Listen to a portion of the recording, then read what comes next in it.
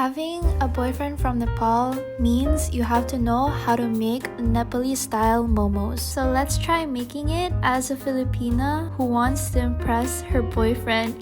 In the bowl, you could already see I added my cabbage and also a medium-sized onion. I diced that, and then also grating ginger. Then I added 1/2 cup of spring onions, more cabbage, and also 1 cup of fresh coriander and garlic, minced garlic. Make sure it's super minced. I also added my 800 grams of minced chicken that I thoroughly washed. Wash your chicken, guys. Now, to season your chicken, you must add 1 teaspoon of turmeric powder and 1 teaspoon of garam masala. I'm sorry if I'm butchering the pronunciation. And this is optional. You could also add 1 teaspoon of red chili powder and also some salt. To completely bind your filling, you should add 2 tablespoons of melted butter or oil. But my boyfriend told me to use mustard oil, but I couldn't find that anywhere, so I just used melted butter. Now you get all up in there using your hands and just like mix everything in so that everything is fully incorporated. It should look like this. Do you see how the spices made difference to our filling color?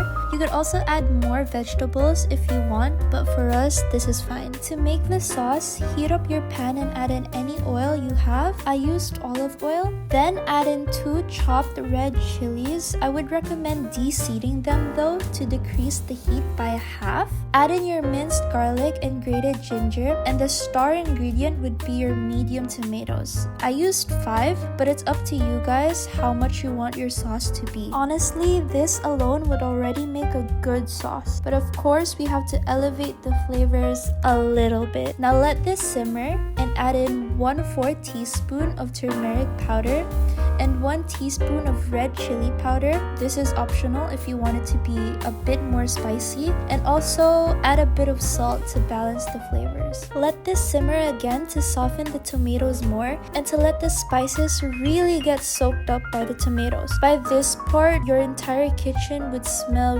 really good, but you could also sneeze a lot, so take care. After letting this simmer, you can see it being a bit watery. Let the mixture cool down. Once it's cooled, add it into your blender with 1/4 cup of fresh coriander. Blend all this up and make sure it is thoroughly blended to get that sauce texture. As you can see, the mixture is what you want it to look like. I added a bit of sugar in there too to balance out the taste. You can also add a bit of water in it if you want the mixture to be a bit more watery. While I was letting my sauce cool down, I started forming my momos. I actually tried plating my momos instead of lazily sealing it with just water. It's actually not that bad, guys. It only took me like 3 to 5 momos to get used to the pleating. By my 10th momo, I was already working super fast and actually managed to make around 90 momos with this filling. But then again, it depends on the size of wrapper you